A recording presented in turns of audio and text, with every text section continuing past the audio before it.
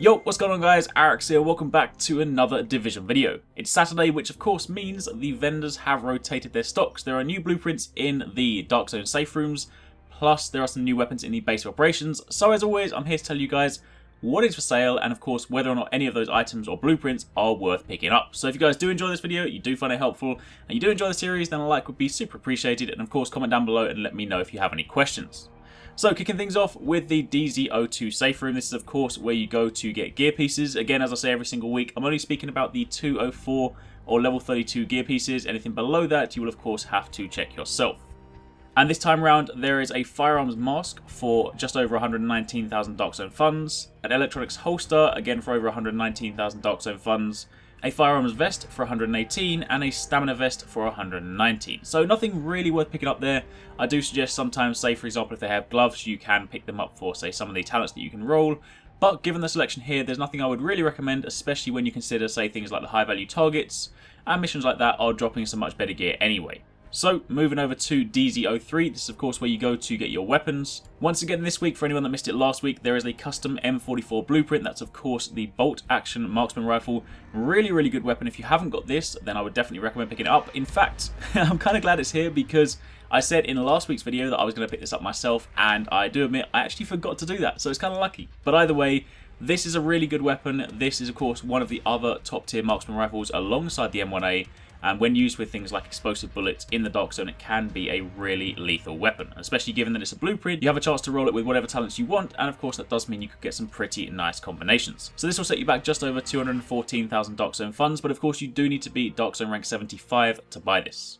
On top of that, however, there's a black market RPK 74E, which is a light machine gun, and this will set you back just over 215,000 Dark Zone funds. Now, the interesting thing about the RPK is that while LMGs right now aren't necessarily the best weapon archetype, of course we do know that the current meta is still SMG marksman rifle, I have always liked the RPK as an LMG. It's one of the ones that I feel is a lot more stable. It's one of the ones that, while it has a slightly smaller magazine, I do like the way it handles. So if you did have spare credits and you were looking for something to buy, you could buy this simply to add it to your blueprint list, so that when the point does arise where the weapon patch is dropped and hopefully other weapon archetypes become viable again, then this could be an option. But it's definitely not something you need right now, simply because any variation you craft still won't necessarily be as good as the other options. So for the time being, there's no urgency on this one.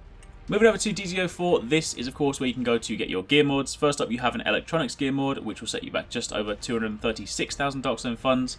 And you have a performance gear mod, which will set you back just over 238,000. Now the interesting thing about performance mods, I said this during last week's video, in fact just before the 1.2 update came out, I mentioned that there was no point picking them up at the time, because at that particular moment in time they weren't very good, but the intention was in the update 1.2 to try and buff these so that they would have drastically better bonuses. Now, I have only seen and received a few of the performance gear mods so far, and currently I still haven't been very impressed with what I've seen. That doesn't mean to say that they aren't good, but I do need to try and get more of these so I can kind of sort of get a better idea of the kind of talents and the bonuses that we're getting. For the time being, however, from the ones that I've seen, the ones that I've sampled, I would definitely still not take one of these over an electronic stamina firearms gear mod. So until I can do some more research, I'm still not going to recommend this. Then finally, moving over to DZ05, this is of course where you go to get your weapon mods. First up you have an Osprey 45 suppressor, which will set you back just over 142,000 Dark Zone funds. Or you have an extended magazine, which is also just over 142,000 Dark Zone funds.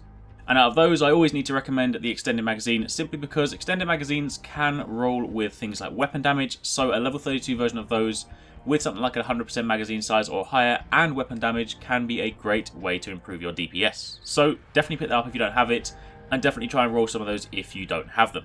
And as for DZ06, while it does have a little bit more stock with some of the new gear sets, it hasn't really changed drastically, so for the time being, we're going to skip over that. Now taking a stop at the base of operations, there are of course two new weapons this week. You have the military M870 shotgun, which will set you back 871 Phoenix credits, or you have the classic AK-47, which will set you back 937 Phoenix credits. The M870 comes with Dominant, where every kill performed while your signature skill is active reduces the cooldown of your other skills by 8.5%.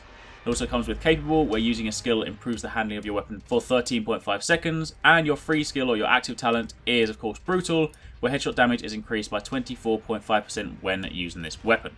But on the flip side, your classic AK has Competent, where weapon damage is increased by 13.5% for 10 seconds after using a skill. You also have Destructive, where armor destruction value is increased by 18% when using this weapon, and you have Deadly, where critical hit damage is increased by 27%. So On the AK, you got a couple of nice skills, Deadly and of course Destructive. Destructive being a PvE only talent, but still, there are a couple of nice talents on there, and I personally have always been a fan of the AKs. Admittedly, yes, assault rifles are not the greatest weapon archetype in the game right now, but that being said, it's got a couple of good talents on it. It's a gun that I do like, so it's definitely not bad by a long shot, but would I buy it right now? Probably not. Not necessarily saying you shouldn't buy it, but I personally, given my current weapon loadout, don't see a need to pick this up just yet. And as for the M870 shotgun, well, I don't really use shotguns right now, and again, until they become massively viable, I'm not really going to be recommending those weapons. So, for the time being, that is it. That's your reset this week. Those are the new blueprints, those are the new weapons, and those are my recommendations. Again, if you haven't already, pick up that M44 blueprint, also the extended magazine, and that's pretty much it from me. So hopefully you guys found this helpful. If you did, then a like would be super appreciated. Comment down below, let me know if you have any questions.